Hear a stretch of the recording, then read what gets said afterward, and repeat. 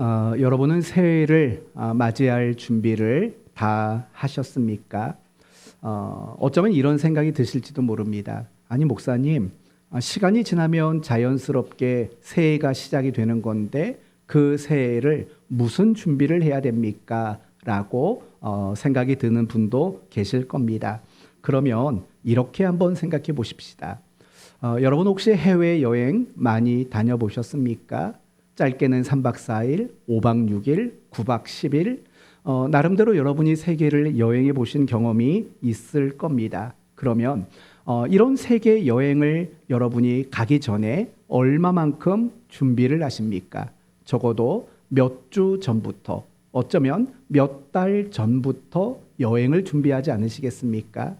휴가 일정도 잡아야 되고 항공권도 끊어야 되고 숙박 업소도 잡아야 되고 또 여행 스케줄을 짜야 하기도 하고 여러 가지 가서도 이용할 수 있는 통신과 관련된 여러 가지 일들도 여러분이 준비를 해야 되고 내가 가서 뭘 해야 될지 계획도 세워야 되고 적어도 3박 4일, 5박 6일 짧은 여행이라 할지라도 여러분은 참 만반의 준비를 잘 하고 출발을 하게 될 겁니다. 만약에 여러분이 여행을 가는데 아무런 준비를 하지 않고 가게 된다면 어떤 일들이 일어나겠습니까? 굉장히 많이 불편할 겁니다. 어쩌면 여러분은 어떤 위험을 겪을지도 모를 겁니다. 적어도 그 여행은 즐거운 여행이 되지는 못할 겁니다. 그러나 꼼꼼하게 하나부터 10개까지 잘 준비하고 여러분이 여행을 떠나가면 굉장히 만족스러운 여행이 되지 않겠습니까? 만약에 그렇다면 우리는 이제 364박 365일이라는 새해라는 여행을 이제는 출발해야 될 시점에 와 있습니다. 그런데 그렇게 긴 여행을 가야 하는데 내가 아무것도 준비하지 않았다면 과연 새해라는 그 여행이 우리에게 즐거움으로 맞이할 수 있는 그런 시간들이 될 수 있을까요? 그렇지 못할 겁니다. 그러나 아직 늦지 않았습니다. 지금이라도 그리고 오늘 말씀을 통해서라도 새해 여행을 출발하는데 여러분이 준비할 수 있는 그런 시간이 되었으면 합니다. 오늘 본문의 배경은 이겁니다.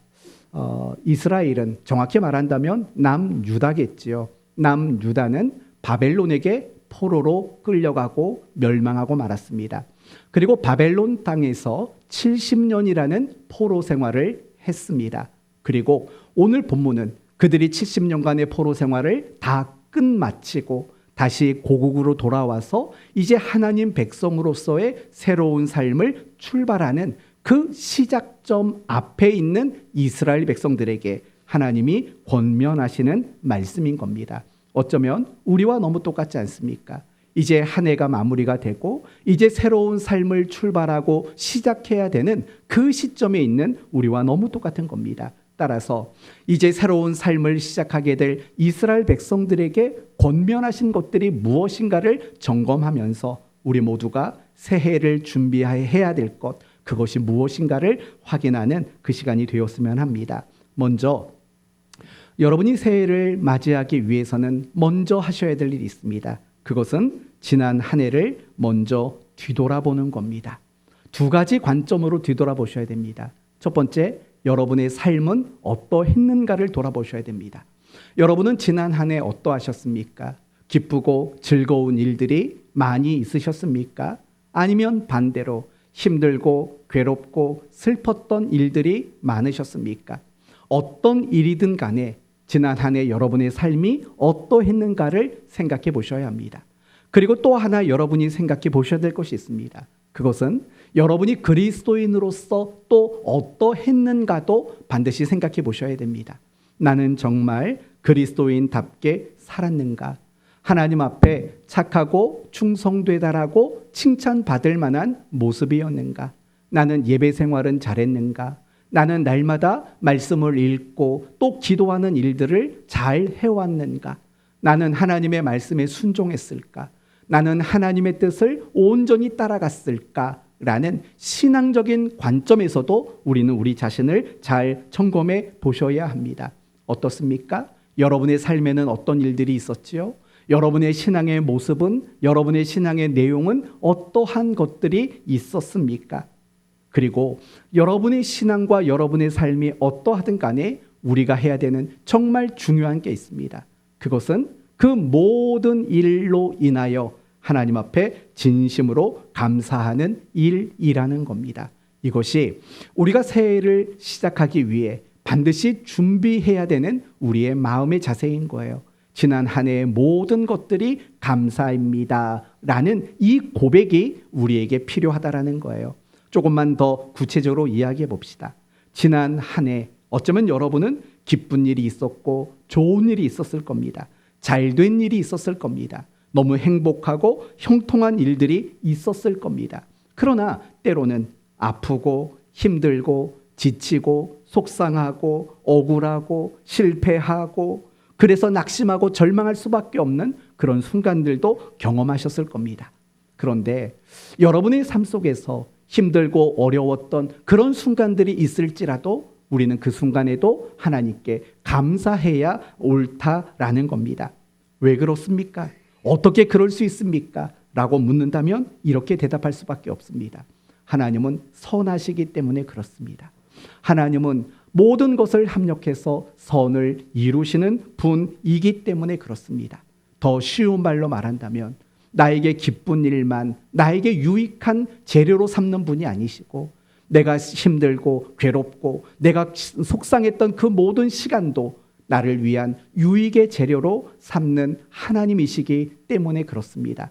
그래서 나에게 잘되고 형통한 일에만 감사하는 것은 반쪽짜리 감사인 거죠. 내가 힘들고 지치고 괴로웠던 그 순간조차도 하나님이 나의 유익을 위한 재료로 쓰셨다면 그것조차도 우리 모두는 감사할 수 있어야 한다라는 겁니다. 다윗의 예를 한번 들어봅시다. 다윗의 인생 속에서는 푸른 초장과 쉴만한 물가만 있지는 않았습니다. 그의 인생 속에 더 많은 시간은 사망의 음침한 골짜기와 같은 시간들이 분명히 그에게 있었습니다. 그럼에도 불구하고 다윗은 늘 하나님을 찬송했습니다. 우리가 시편을 보다 보면 그 시편 안에 다윗의 시가 얼마나 아름답게 곳곳에 자리 잡고 있는지 너무나도 잘 알고 있습니다. 그렇다면 푸른 초장과 쉴만한 물가라는 인생만 경험했던 다윗이라면 그런 찬송의 시가 이해가 됩니다. 그러나 그의 인생 속에는 사망의 음침한 골짜기와 같은 시간들이 너무나도 많았습니다. 그런데도 그런 아름다운 찬송을 올려드렸다라는 겁니다. 그 이유가 뭘까요? 시편 23편 6절에서는 다윗이 그 이유를 이렇게 밝히고 있습니다. 내 평생에 선하심과 인자하심이 반드시 나를 따르리니 내가 여호와의 집에 영원히 거하리로다. 뭐라고 고백해요?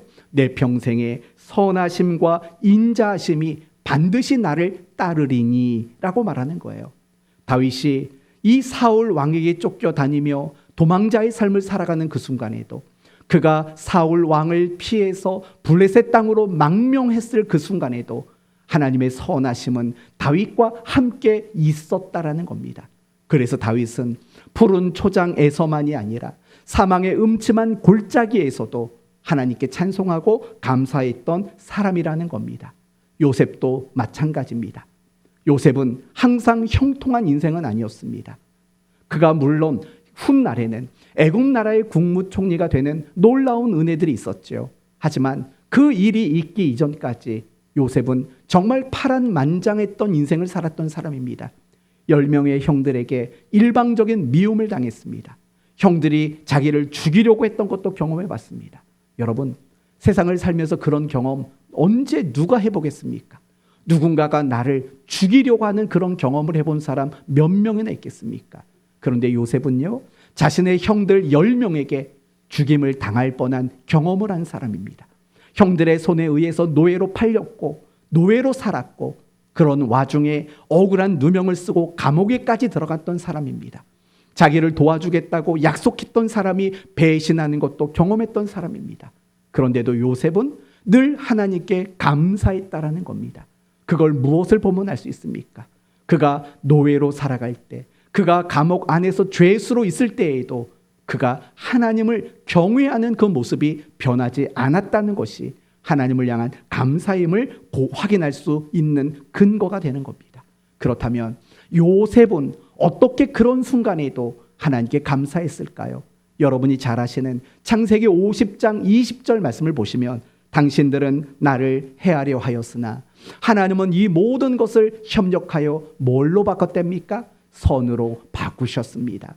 그 하나님의 선하심을 요셉은 믿었기 때문에 그가 노예로 살아갔던 그 순간, 그가 감옥에서 살고 있었던 그 순간에도 하나님께 감사할 수 있었던 거죠. 하나님은 선하십니다. 이 믿음이 그를 감사하도록 만들었다라는 겁니다. 욥이라는 사람도 마찬가지입니다. 욥은 참 특별한 사람이었던 것 같습니다. 성경을 보면 시작부터 욥에 대한 신앙을 칭찬합니다. 욥은 여호와를 경외하는 자라.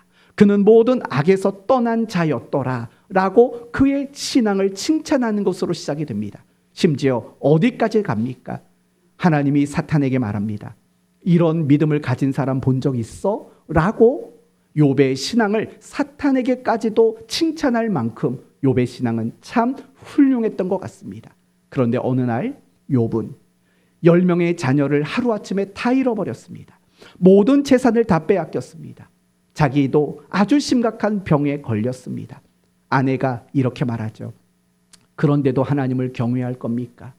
하나님을 저주하고 죽어버리십시오. 이게 남이 하는 말이 아닙니다. 욥의 아내가, 그렇게 사랑한다고 말했던 욥의 아내가 욥에게 했던 말입니다. 그런데 놀라운 것은요, 욥기서 1장과 2장을 보면 욥은 이렇게 말합니다. 주신 이도 여호와시요 취하신 이도 여호와시니 여호와의 이름을 찬송 받으실지어다 라고 말을 한다는 거예요. 그런 지경이 됐는데도 불구하고 하나님은 찬송 받으셔야 된다라고 말하는 거예요. 감사하고 있다라는 거예요. 그 이유는 뭡니까? 하나님은 항상 무슨 일을 해도 찬송 받으실 만한 일만 하시는 분이십니다. 하나님 당신은 참 선하신 분이십니다. 이런 믿음 속에서 그의 감사가 고백되고 있다라는 겁니다. 맞아요. 하나님은 정말 선하신 분이세요. 하나님은 무엇인가를 계획하는 것도, 그 계획을 이루시는 과정도, 그리고 그 어떤 일의 결과도 하나님은 항상 선한 것을 만들어내시는 하나님이시라는 거예요. 우리가 그 믿음이 필요한 거예요. 우리가 지난 한 해 돌아보면 기뻤던 일보다 힘들고 괴로웠던 일들이 사실은 더 많이 기억날 겁니다. 그러나 여러분이 힘들고 괴로웠던 그 시간조차도 하나님은 선하셨던 거예요. 하나님은 여러분이 힘들고 지쳤던 그 시간조차도 여러분의 유익을 위한 아주 좋은 재료로 삼고 일하셨던 하나님이시라는 거죠. 그런 믿음으로 우리는 지난 한 해를 뒤돌아보셔야 되는 거예요. 그리고 하나님께 믿음으로 고백해야 되죠. 하나님, 지난 한 해 모든 시간 다 감사입니다 라는 이런 믿음의 고백이 우리 모두에게 필요한 거예요. 어떻게 새해를 시작하시겠어요? 탄식으로요? 하나님께 대한 원망 그리고 불평으로 그렇게 새해를 시작하시겠어요? 그거 말고 하나님, 지난 한 해 전부의 시간을 감사합니다.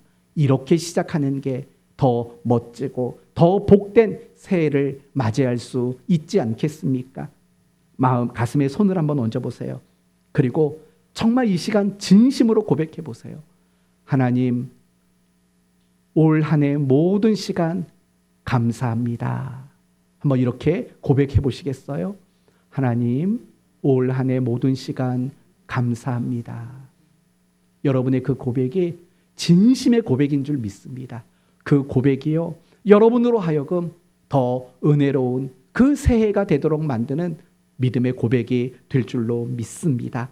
이제 여러분이 새해를 맞이하기 위해서 해야 되는 두 번째가 있습니다. 18절 말씀을 볼까요? 18절.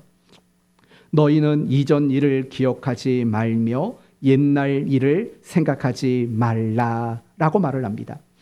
이 말씀을 이스라엘 백성들의 입장에서 말하면 이런 말이에요. 너희가 하나님께 불순종했지, 그래서 너희가 망했지, 그래서 너희가 포로로 살아왔지. 그러나 이제는 너희가 지난날 잘못했던 것들 이제는 다 잊었으면 좋겠어 라고 하나님이 이스라엘 백성들에게 말씀하고 있는 거예요. 사랑하는 성도 여러분, 우리가 새로운 날을 시작하기 위해서는 정말 중요한 것은요, 지나간 날들을 잊어버리는 것들이 너무나도 중요한 거예요. 물론 그렇다고 여러분의 기억 속에 새겨진 그 모든 일들을 다 지워내라는 말이 아니에요. 그럴 수는 없지요. 여러분, 우리가 학교에서나 어디에서나 역사를 배우는 이유가 뭐라고 생각하십니까? 역사를 배우는 이유, 과거에 그런 일이 있었대라는 어떤 단순한 지식과 정보를 습득하는 것이 역사를 배우는 진정한 이유는 아닙니다. 우리가 역사를 배우는 가장 중요한 이유는 뭐냐? 그 역사를 통해서 잘못된 일들을 답습하지 않고 더 나은 역사를 만들어가기 위한 목적이 우리가 역사를 배우는 진정한 의미고 가치 아니겠습니까? 조지 산타니아라는 한 철학자이며 시인이 있습니다. 그분이 뭐라고 말했냐면, 과거를 기억하지 못하는 사람은 과거를 되풀이하게 된다라는 말을 썼어요. 무슨 말이죠? 과거를 우리의 기억 속에서 지워낸다면 우리는 과거 이상의 삶을 살 수 없다라는 거예요. 따라서 오늘 본문이 우리의 지난날의 모든 것들을 잊어버리라고 말씀했을 때 그것은 단순히 우리의 기억 속에서 지우라는 뜻이 아닌 거죠. 그럼 어떤 뜻일까요? 과거에 얽매이지 않고 과거에 의해서 발목이 붙잡히지 말라는 의미라는 거죠. 창세기 50장, 여러분에게 조금 전에 요셉의 이야기로 말씀을 드렸던 본문을 예를 들어볼게요. 요셉의 아버지는 야곱이라는 사람입니다. 근데 이 야곱이 50장에 가면 죽습니다. 그러자 가장 큰 두려움을 겪었던 사람이 누구냐면 요셉을 미워하고 죽이려고 했던 형들 10명이 두려움에 사로잡히는 이야기가 소개가 됩니다. 하지만 굉장히 이해가 되지 않는 형들의 모습입니다. 왜냐하면 그 본문에서로부터 17년 전에 요셉은 이미 울면서 형들에게 당신들의 잘못을 나는 이미 용서했습니다라고 이미 용서를 말해줬기 때문입니다. 그리고 17년이라는 세월 속에서 요셉은 자신이 형들을 용서했다라는 것을 느낄 만큼 형들을 대접했고 형들을 봉양하는 그런 일들을 잘 해왔습니다. 그런데 어느 순간에 아버지가 돌아가시자마자 이 10명의 형들은 요셉이 자기들에게 복수를 할 것이라고 생각이 들었던 겁니다. 결국 그 형들이 가진 잘못이 무엇입니까? 과거에 그들이 붙잡혀 살았던 사람이라는 거예요. 이미 요셉이 그들을 용서했음에도 불구하고 여전히 요셉은 우리를 향해 복수할 것이라는 그 과거의 얽매이고 과거의 발목이 붙잡히고 말았던 사람들이라는 겁니다. 우리도 사실은 똑같은 거예요. 우리도 지난날의 발목이 붙잡히고 과거에 묶여 살게 되면은요, 더 나은 새 날들을 살아갈 수가 없게 되는 거예요. 과거에 집착하는 사람들의 특징이 뭔지 아십니까? 쉽게 지치게 돼요. 남들보다 쉽게 탈진하게 돼요. 이 모든 것들이 과거에 발목이 붙잡힌 사람들에게 나타나는 특징인 거예요. 혹시 여러분에게도 어떤 일 앞에 너무 쉽게 탈진하고 내가 너무 쉽게 지쳐버리는 일들이 일어나고 있다면 여러분들은 그걸 생각하셔야 돼요. 내가 혹시 과거에 발목이 붙잡혀 있는 건 없는지, 과거에 있었던 그 일에 내가 얽매여 있진 않은지 그 부분을 반드시 여러분은 점검해 보셔야만 합니다. 그러므로 성도 여러분, 여러분이 새해를 출발하기 이전에 반드시 하셔야 될 일이 있는 거예요. 그게 뭐냐? 과거에 얽매이지 않는 자가 되는 것. 이것이 너무나도 중요한 일이라는 거예요. 그럼 이 부분을 여러분에게 두 가지로 구체적으로 나누어서 말씀을 드리려고 합니다. 첫 번째는요, 지난 한 해 동안 여러분이 잘못했던 거, 여러분이 실수했던 거, 여러분이 후회할 만한 것들, 그 많은 일들을 여러분은 자유할 수 있어야 한다라는 거예요. 참 그런 게 많죠. 내가 신앙생활을 할 때, 아니면 내가 한 가정에서 부모로 살아갈 때, 또는 사업을 이끌어 나아갈 때 내가 후회할 만한 것들이 사실은 얼마나 많이 있는지 모릅니다. 그래서 내가 그때 그렇게 할 걸, 껄껄껄 하는 거, 그게 우리의 과거 속에 너무나 많다라는 거예요. 그것뿐만입니까? 우리가 정말 남들에게 말하기 부끄러운 그런 죄들도 얼마나 많은지 몰라요. 사실은 그런 것들을 우리는 잊어야 한다라는 거예요. 그것을 믿음으로 하나님 앞에 내려놓을 수 있는 우리가 되어야 된다라는 거예요. 왜 그래야 되는 줄 아세요? 사실은 여러분들이 지난날의 그 아픔과 고통을 가지고 있다고 해도 아무것도 달라지지를 않아요. 여러분이 지난 날들의 후회를 가지고 있어도 과거의 사건과 시간은 되돌릴 수 없는 거예요. 인정하는 게 필요한 거예요. 내가 실패했다고 인정하셔야 돼요. 그래야지만 내가 실패자에서 벗어날 수 있는 거예요. 내가 실패했다면 그 실패한 일에 대해서 인정해야 돼요. 그런데 많은 사람들은 내가 어떤 일을 실패했을 때 나는 실패하지 않았다라고 우기는 사람들이 있어요. 그럼 어떻게 되는 줄 아세요? 그 사람들은 영원히 실패자의 그늘 속에 살 수밖에 없게 되는 거예요. 내가 패배했으면 패배한 걸 인정해야 돼요. 패배라는 것에 대한 매듭을 확실히 지을 줄 알아야 돼요. 그래야지 그 사람에게는 승리하는 길들이 열려지게 되는 거예요. 죄도 마찬가지예요. 내가 죄를 지었다라고 그것을 인정할 때 비로소 내가 죄를 이길 수 있는 사람으로 자라갈 수 있게 되는 거예요. 지난 한 해 여러분이 뭘 실수하고 뭘 실패했을지라도, 또 지난 한 해 여러분이 무엇을 후회한다 할지라도 그것을 인정하고 매듭짓는 지혜가 우리 모두에게 분명히 필요하다라는 거예요. 여러분, 사도 바울을 잘 아시죠? 가만히 보면 사도 바울은 굉장히 부끄러운 일들이 많았던 사람이에요. 예를 들면 그는 예수 믿는 사람들을 비방하고 박해하는 일들을 했지 않습니까? 심지어는 스데반 집사님이 돌에 맞아 죽었을 때 그거 너무 잘된 일이다, 그거 너무 당연한 일이다, 그렇게 여겼던 사람이에요. 여러분, 그가 예수를 믿고 난 이후에 자기가 행했던 그 모든 일들이 얼마나 부끄러웠겠냐고요. 만약에 그런데 바울이 자신의 그 후회와 그 부끄러웠던 일들을 마음의 응어리로 가지고 있었다면 우리가 알고 있는 그런 사도 바울을 우리는 볼 수 있었겠습니까? 그러지 못했다라는 거예요. 그러므로 성도 여러분, 여러분에게 부탁하고 여러분에게 권면합니다. 지난 한 해 동안 실패했던 거, 실수했던 거, 그리고 지난 한 해 동안 후회로 가득 찼던 것들, 그런 것들을요 이제 믿음으로 매듭 지으시기를 바라요. 더 이상 그것이 여러분을 지배하지 못하게 하셨으면 좋겠어요. 그러한 과거의 후회와 실패가 여러분의 발목을 붙잡게 되는 일들이 없게 되기를 바라요. 인정하시면 돼요. 하나님, 실패했습니다. 하나님, 제가 실수했습니다. 하나님, 내가 후회가 많은 삶을 살았습니다. 인정합니다. 그러시면 되는 거예요. 여러분이 그런 일들을 하지 않고 그것을 여러분의 마음에 품고 계시면 결코 여러분은 더 아름다운 새해를 맞이할 수가 없는 거예요. 반대로도 생각해 보셔야 돼요. 여러분, 지난 한 해 잘된 거 있죠? 성공한 거 있죠? 그리고 여러분이 잘한 거 있죠? 사실은 그런 것들도 빨리 잊어버리셔야 돼요. 왜냐하면 우리가 그 과거의 성공에 도취하게 되면 새로운 미래를 잘 살아갈 수가 없기 때문에 그래요. 여러분, 운동을 좋아하시는 분들은요 이런 말을 들어보신 적이 있을 거예요. 2년차 징크스라는 걸 들어보신 적이 있을 거예요. 영어로 말하면 서퍼모어 징크스라는 거예요. 이게 뭐냐? 데뷔하고 첫 번째 해에 너무 좋은 성적을 거둔 선수들이요 그 다음 해에는 제대로 된 성적을 거두지 못한다는 뜻인 거예요. 이유가 뭘까요? 크게 보면 두 가지 이유예요. 첫 번째는 내년에는 더 잘해야지라는 부담감이겠죠. 그리고 또 하나는 내가 올해 잘했는데 라는 과도한 자신감이 2년차 징크스를 만들어내는 거예요. 사실 우리 인생도 똑같지 않을까요? 내가 올 한 해 너무 잘 됐어요. 그러면 반드시 내년을 조심하셔야 돼요.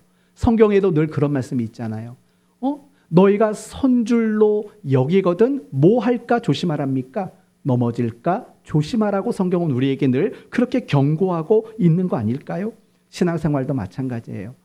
정말 신앙생활이 어느 한순간에 매너리즘에 빠져버리게 되고 그냥 형식적인 신앙이 되는 순간이 언제인 줄 아십니까? 내가 열심을 내고 난 다음이라는 걸 여러분 잊지 마셔야 돼요. 그래서요, 신앙의 연수는 오래됐지만 성숙하지 못한 사람들의 특징이 있어요. 그 사람들은 어떤 사람이냐?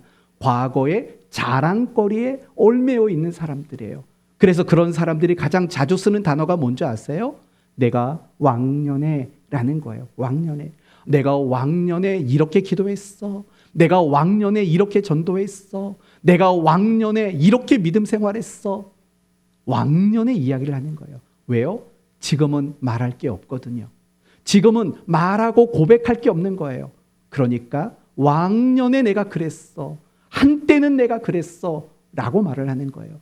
그런 모든 것들의 원인이 뭐냐? 내가 잘한 것, 내가 성공한 것에 지나치게 도취되어 있기 때문인 거죠. 그러나 성경은 우리에게 분명히 말하는 거예요. 잘못한 것, 실수한 것도 당연히 잊어버려야 돼요. 하지만 내가 잘한 것, 내가 그래서 성공한 것, 그런 것들조차도 우리는 잊을 줄 아는 지혜가 분명히 필요하다라는 거예요. 어쩌면 올 한 해 여러분은 건강이 회복되었을지도 몰라요. 올 한 해 다시 사업이 잘 되기 시작했는지 몰라요. 올 한 해 성적이 올랐는지 몰라요. 올 한 해 이제 좋은 대학에 가게 됐는지 몰라요. 올 한 해 성경을 완독했는지 몰라요. 올 한 해 기도 응답 받은 게 많은지 몰라요. 그렇지만 그것조차도 여러분이 이제는 내려놓을 줄 알아야 된다라는 거예요. 항상 사도 바울은 그런 사람이었어요. 여러분, 사도 바울은 어떤 사람이에요? 베냐민 지파 사람이라고 이야기를 해요. 왜 베냐민 지파라는 말을 유독 강조할까요? 베냐민 지파가 도대체 뭔데요? 이스라엘의 첫 번째 왕이 나온 지파가 베냐민 지파예요. 누군데요? 사울 왕. 이 사울 왕이 이스라엘의 초대 왕인데 그 사람이 바로 베냐민 지파예요. 바울은 말해요. 나는 베냐민 지파 사람이다. 다른 말로 말하면 나 왕족이야 라는 거예요. 뿐만 아니라 이렇게 말해요. 나는 히브리인 중에 히브리인이다 라고 말을 해요. 무슨 말이죠? 순수 혈통이라는 말이에요. 율법으로는 바리새인이요 라고 말을 해요. 무슨 뜻일까요? 나에게는 엄격한 신앙에 열심이 있었다라는 뜻이에요. 뿐만 아니라 바울은 1차, 2차, 3차 전도 여행을 통해서 소아시아 지역, 그러니까 오늘날로 말하면 터키 지역, 유럽 지역, 그리고 로마에 이르기까지 복음을 전하고 많은 사람을 구원하고 많은 교회를 세웠던 귀한 일들을 감당했잖아요. 그랬던 바울이 했던 말이 뭔지 아세요? 이런 말을 해요. 형제들아, 나는 아직 내가 잡은 줄로 여기지 아니하고 오직 한 일, 즉 뒤에 있는 것은 잊어버리고 앞에 있는 것을 잡으려고 표대를 향하여 그리스도 예수 안에서 하나님이 부르시는 부름의 상을 향하여 날마다 달려가노니 라고 말을 해요. 내가 지금까지 한 거 뒤에 있는 건 잊어버리겠다고 말해요. 심지어 빌립보서 3장에는 이런 말까지 해요. 이 모든 것을 배설물로 여기고 라고 말을 해요. 내가 성공하고 잘했는데 그게 배설물과 같은 것으로 여긴다라는 이야기인 거예요. 그 모든 걸 다 잊어버리고 내려놓았다라는 거예요.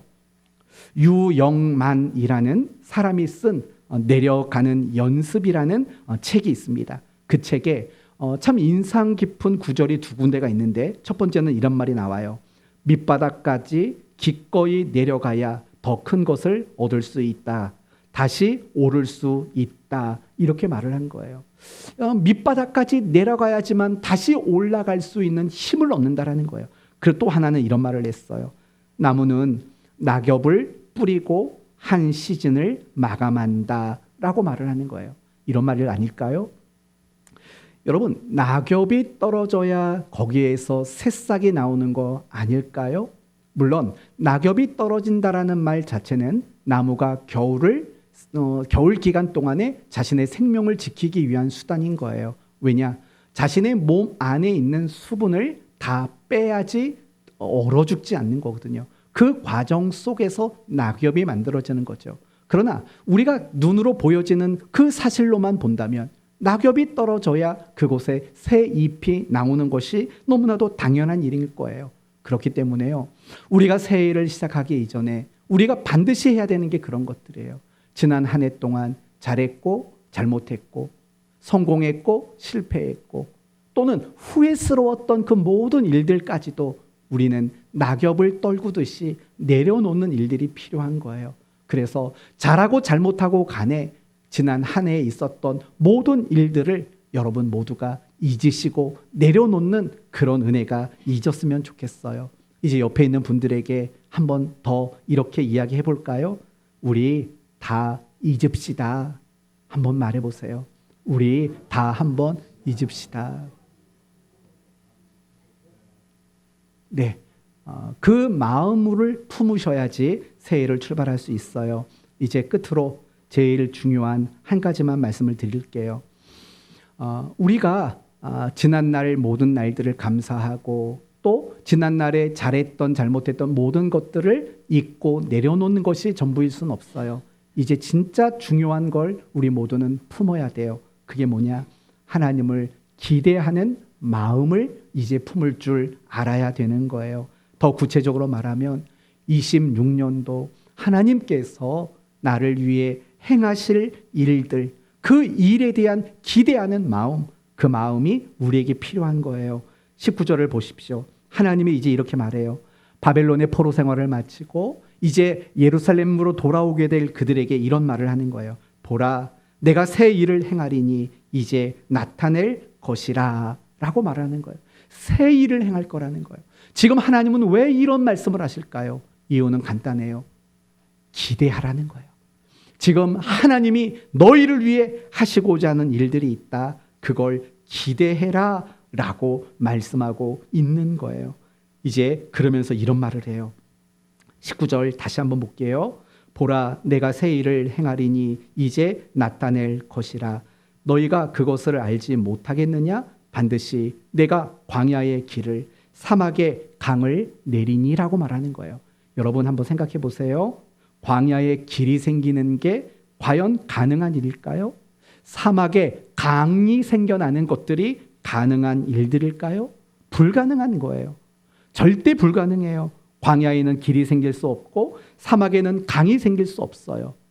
물론 이게 오늘 발전된 과학과 문명이 있는 오늘 우리를 생각하면 가능할 수도 있겠다 싶을 수도 있겠죠. 그러나 이 성경이 기록된 것은 적어도 지금으로부터 2000년 이상 되는 아주 오래된 옛날 아닙니까?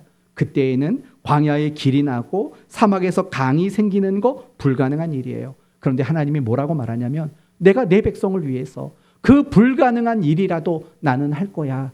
하나님이 지금 그렇게 말씀하고 있다라는 거예요. 그러니까 기대하라고 하나님이 말씀하고 있는 거예요. 사랑하는 성도 여러분, 여러분은 도대체 누구십니까? 여러분은 하나님의 자녀들입니다. 하나님이 정말 사랑하시는 아들들이고 하나님이 정말 사랑하는 딸들이십니다. 그렇다면 우리 인생은 웃음이 넘치는 인생이 되어야 되지 않을까요? 하지만 우리 인생을 뒤돌아보면 웃을 때보다 울 때가 많아요. 얼굴이 밝을 때보다 얼굴이 어두울 때가 훨씬 더 많지 않을까요? 심지어 어떤 분들은 그렇게까지 말하는 분들이 있더라고요. 죽지 못해 삽니다. 죽지 못해 삽니다. 그런 분들도 분명히 우리 그리스도인들 안에 있다고요. 그러면 왜 그럴까요? 저는 그 이유가 이렇다고 생각해요. 하나님께 대한 아무런 기대감이 없기 때문에 그래요.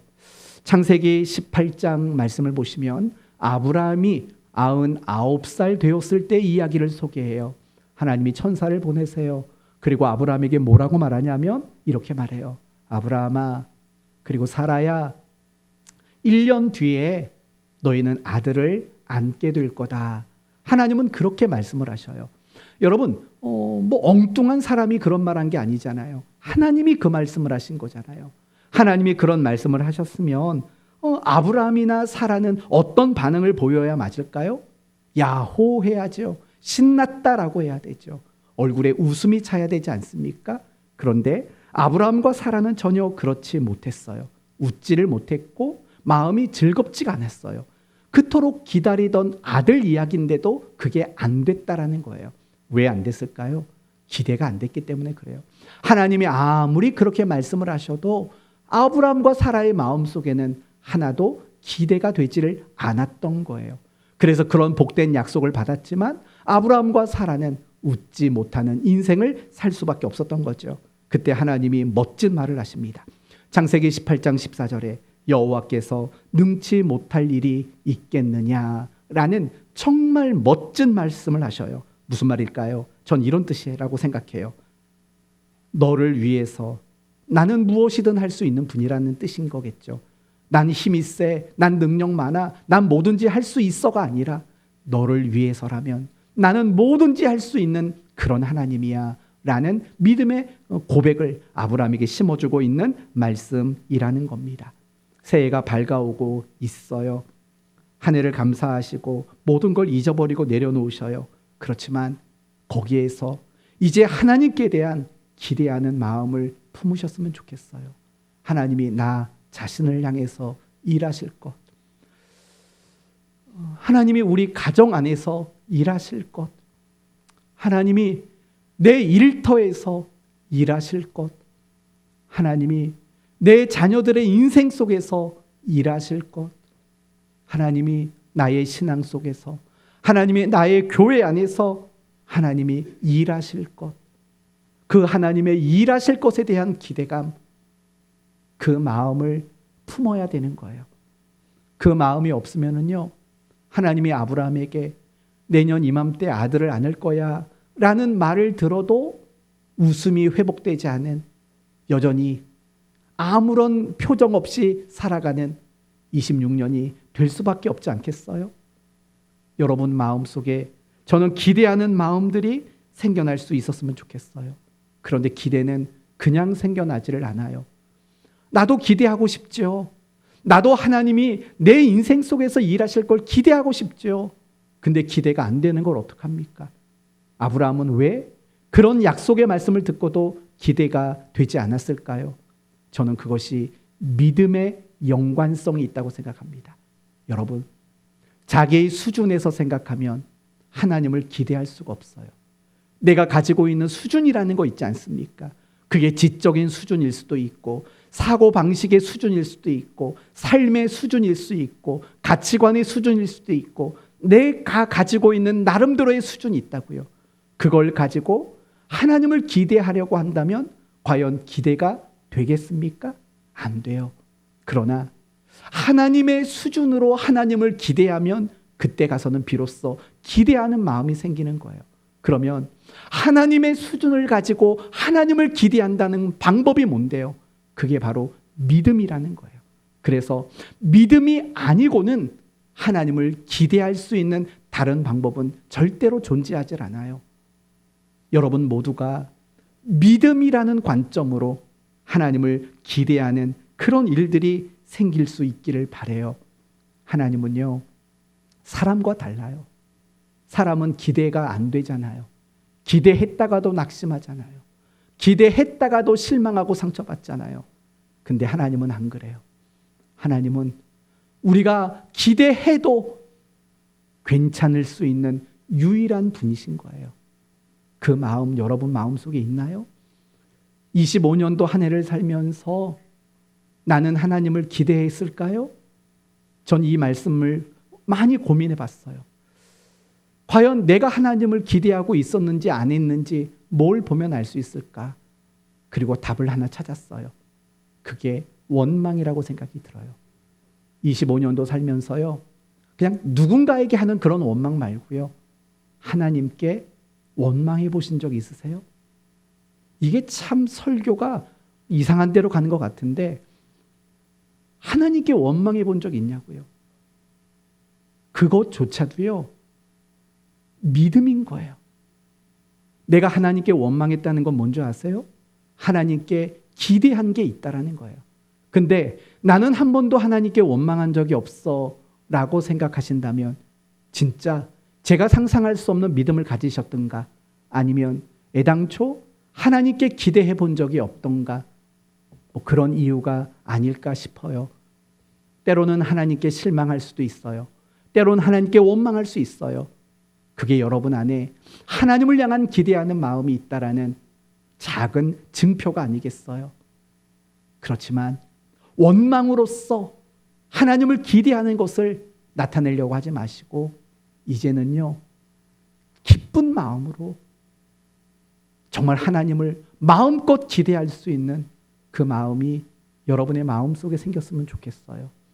세상 사는 재미가 없고 기쁨이 없고 행복이 없고 낙이 없는 건 다 그런 거예요. 하나님을 기대하는 마음이 우리 마음속에 없는 거예요. 내가 하나님을 기대하지 못하니까 내 삶은 늘 절망밖에 없는 거예요. 그러므로 성도 여러분, 이제 새해가 시작되는데 하나님을 기대하는 그 마음이 믿음으로 더 풍성해질 수 있게 되기를 바랍니다.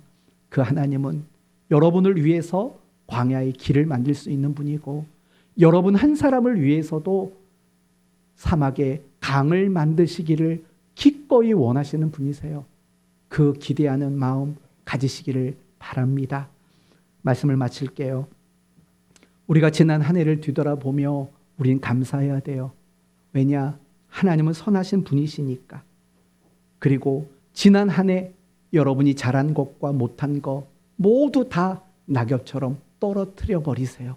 그리고 이제 여러분의 마음속에는 하나님을 기대하는 그 마음 한 가지만 꼭 품고 그렇게 여러분 모두가 살아가셨으면 좋겠습니다. 그래서 하나님을 기대하는 그 마음을 가지고 살아가는 여러분의 인생 속에 은혜와 평강의 길이 만들어지고, 정말 하나님을 기대하는 그 삶을 살아가는 여러분의 인생 속에 축복의 강이 날마다 넘쳐나고 흘러나게 되기를 예수 그리스도의 이름으로 축원드립니다. 아멘.